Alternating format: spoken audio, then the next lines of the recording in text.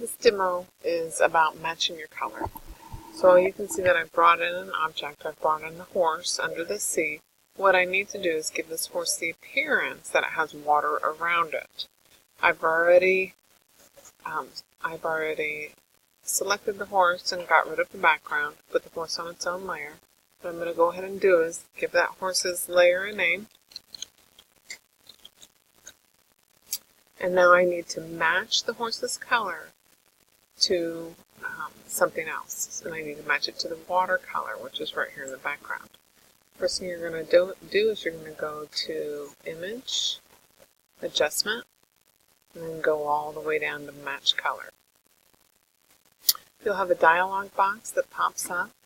That dialog box, you need to put the source. The source is the file's name. So click here and go to your file name. And then here's where you choose what layer in your source you want to match your image to. I need to match my image to the blue background, which is called background. You guys can see that it completely saturates the horse. I can no longer see any details. The first thing I need to do is come over here to the fade. I'm going to play with the fade and give it a little bit more detail here. So I can see the horse, but then I can also, here's absolutely no color at all. I want to see the horse and see some of the blue. The other options that you play with are completely up to you. You can try and neutralize your environment, give it more or less based on neutralizing it. You can play with the luminance, which is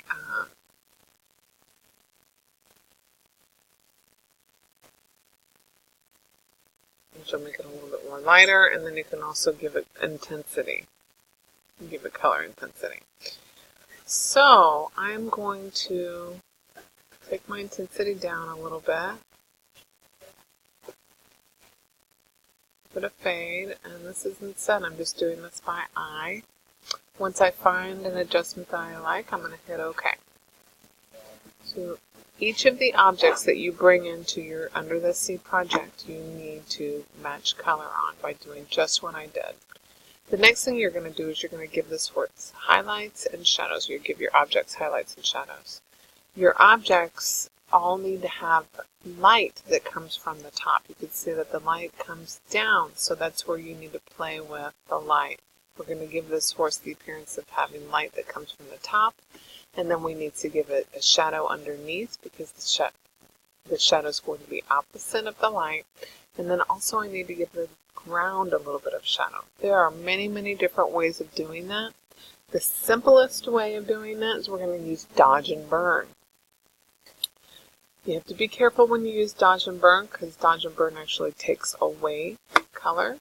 But we're going to go ahead and click on the burn tool, and then we're going to go to the sand, okay, in this layer here, and I'm just going to give it a slightly darker intensity by just clicking right where I have the feet. And you can actually blow up on your object so you can see it a little better.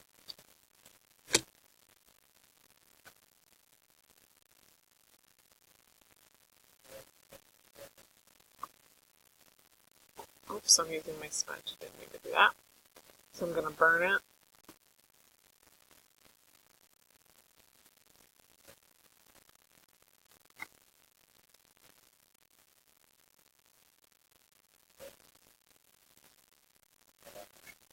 And then also his feet. Do you see his feet are a little bit too light down here? So I need to go to the horse. And then I need to darken his feet. See this shadow? I'm going to go ahead and darken the whole foot up and make it really feel like it's walking on the ground here. And then I'm going to darken the underneath of his belly a little bit. Maybe the bottom of his tail. A little bit underneath.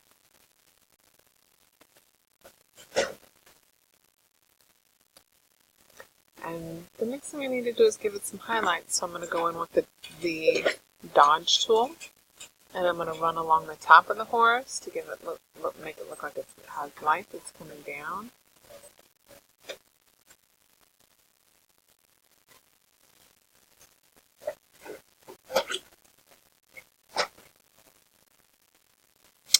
And I'm finished. Ready to bring in more objects.